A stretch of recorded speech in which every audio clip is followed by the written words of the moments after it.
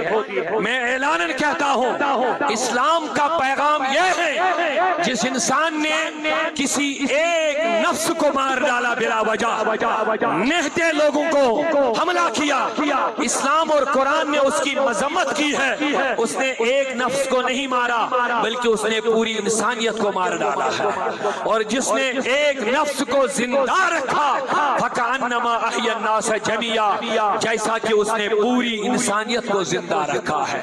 اب آپ خود سمجھیں گے انسانی جان کی قیمت کتنی ہے، یہ اللہ نے قرآن میں ہمیں بتایا ہے۔ لہذا ہم نے پہلے بھی اور اب بھی ان جیسے واقعات کی ہم نے ہمیشہ مذمت کی ہے، اور آج بھی اس ذمہ دار سٹیج سے ہم اس واقعے کی پرزور الفاظ میں مذمت کرتے ہیں۔ میں دل برداشتہ ہو کر کے یہ عرض کرنا چاہتا ہوں ہندوستان کے کسی بھی کونے سے بلا لحاظ مذہب و ملت ہم جب ان کو بچانے کی بات کرتے ہیں، ہمارا کشمیری جب کسی بھی سیلانی کو یہاں جب آتا ہے ہم یہ نہیں دیکھتے یہ کس مذہب سے وابستہ ہے۔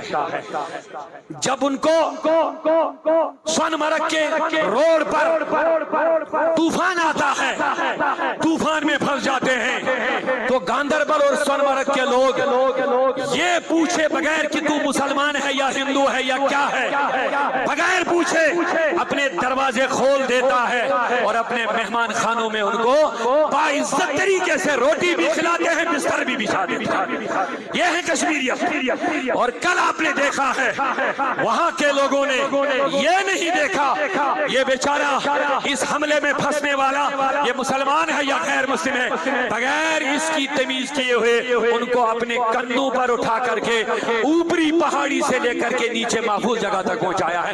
یہ ہے کشمیریت۔ لیکن مجھے اس بات پر بھی بڑا افسوس ہے یہ پوری وادی نے ہڑتال کر کے ان کے اہل خانہ کے ساتھ ہمدردی کر دی ہے، اور یہ دکھ جتایا کہ یہ قتل یہ حملہ تمہارے اوپر نہیں ہے، یہ پوری کشمیری قوم پر حملہ ہے۔ یہ ہم نے ہڑتال کر کے دکانیں بند کر کے گاڑیاں بند کر کے سب کچھ بند کر کے اور ان کے ساتھ یہ اعلان کر دیا کہ ہم آپ کے ساتھ ہیں۔ بتاؤ یہ ہم نے دکھایا کہ نہیں دکھایا؟ اور ہم اس وقت بھی یہ کہتے ہیں، لیکن حکومت اور ذمہ دار اور ایڈمنسٹریشن کو یہ بھی دیکھنا چاہیے آپسی نفرتوں کو ہوا نہ دیں۔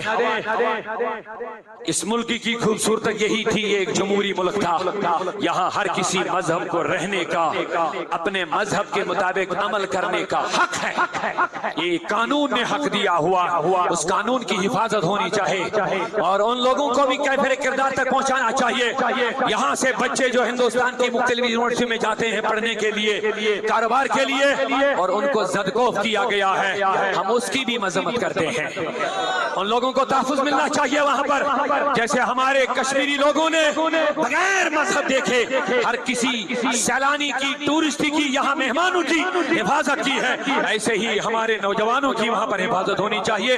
اللہ تعالی ہم سب کو حفاظت میں رکھے۔ اور آخری گزارش یہ ہے، ہم ایجنسیوں سے بھی گزارش کرنا چاہتے ہیں، اتنا بڑا حساس علاقہ ہے، کون آیا، کیسے آیا، کیسے گھس گیا، کیسے مارا، اور مار کر کے بڑے مزے سے باہر نکل بھی گیا، یہ ایجنسیوں کا کام ہے۔ ان کو ڈھونڈے، ان کو نکالے اور ان کو بے نقاب کر کے عوام کے سامنے لائے اور ان کو کڑی سے کڑی سزا ملنی چاہیے۔ آپ چاہتے ہیں